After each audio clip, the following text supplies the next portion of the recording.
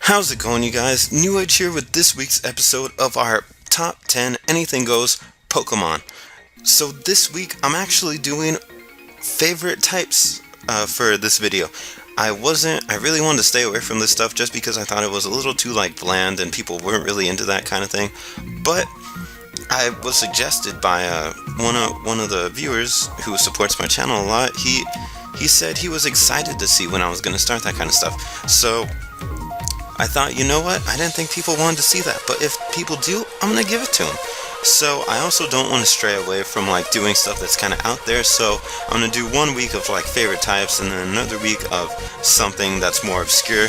So this week I figured, why not kick off my top 10 favorite types with my top 10 steel type Pokemon.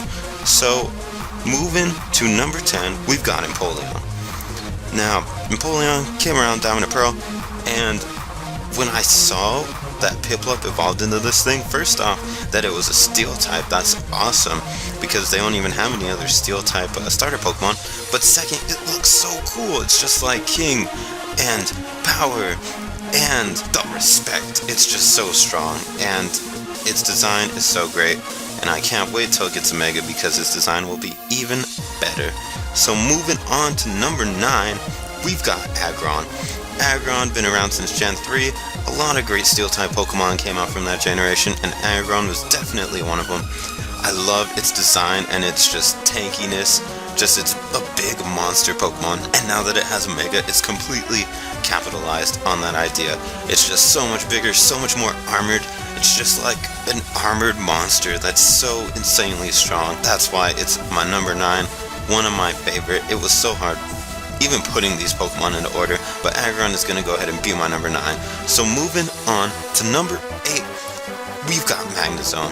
Now, I love that they evolved a whole bunch of Pokemon that didn't have evolutions in Diamond and Pearl, and Magnezone was one of my favorites, because Magneton is already cool, the fact that it turned into a Steel Pokemon when it used to be just an electric Pokemon, and then now it gets this other form that's just crazy insane, and looks so cool, just everything spinning and all the magnets and everything, and it's so insanely strong. I've had some good times with Magnezone, and its power always pulling through for me. Whether it's the Thunderbolt, the Hidden Power Ice, or the Flash Cannon, Magnezone has got that power to back it up.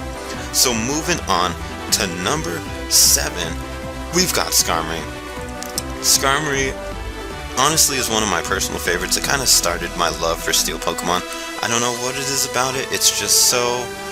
I always like to have my Skarmories as a girl, I don't know why, and I name them Scarlet. And they're just...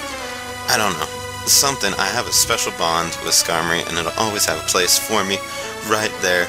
Unfortunately, there are Pokemon I like better, but I will always have respect and love for the Skarmory and all the great things that it can do. It's just such a nice Pokemon, and it looks so cool. So that's why it's going to be my number 7. Moving on to number 6, we've got Registeel. Registeel is amazing. Just the fact that they made these Pokemon in Hoenn, you haven't even been able to catch them for the longest time unless you had this or that special thing. And it's just so... I love its cry. It's so eerie and creepy, and just the faceless expression. And it just looks like a solid piece of heavy, strong metal. And it's so cool, just ready to tear up so many Pokemon. Can't wait to catch it again in Ruby and Sapphire. It makes me so happy. So now, moving on to number 5, we've got Scizor. Now, honestly, I'm not too crazy about Scizor. I just have it more lower on my list just because I feel like everyone loves Scizor. And what's not to love? It is a great Pokemon, and I love it. And it's so powerful with the Technician. I didn't even know about Technician in Diamond and Pearl, but when I found out about it, oh man, it just changed my world. It's so insanely not even necessarily powerful. Its design is really cool. I love it. I used to have a Scizor back in Fire Red and Leaf Green, and there was nothing I didn't love about that thing, and it's such a crazy Pokemon. So moving on to number 4, we've got Klefki. And of course, we gotta get into some of the newer Steel-type Pokemon.